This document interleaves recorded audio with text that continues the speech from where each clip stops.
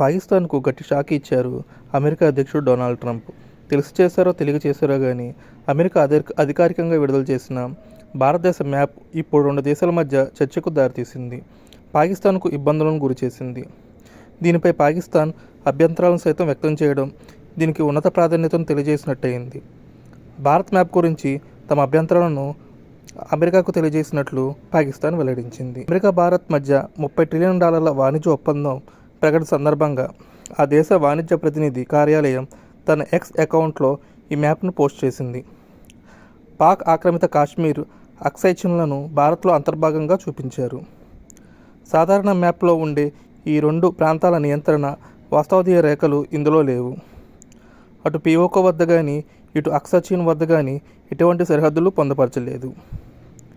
ఈ రెండు ప్రాంతాలు కూడా భారత భూభాగంగా చిత్రీకరించబడిన మ్యాప్ ఇది. వివాదాస్పదమైన కాశ్మీర్పై అమెరికా దీర్ఘకాలంగా తటస్థంగా వస్తున్న విషయం తెలిసిందే. ఈ విధానానికి భిన్నంగా తాజా మ్యాప్ విడుదలైంది. దీంతో పాకిస్తాన్కు తీవ్ర షాక్ అయినట్లు అయింది. ఇది సరికాదంటూ పేర్కొంటూ అమెరికా వాణిజ్య ప్రతినిధి కార్యాలయాన్ని సంప్రదించింది. ఈ మ్యాప్లో సవరణ చేయాలని కోరింది.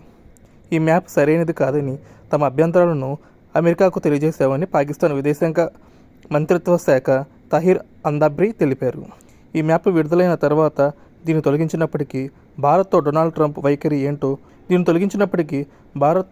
ట్రంప్ వైఖరిలో పెద్దగా మార్పులు ఉండకపోవచ్చని అంటున్నారు.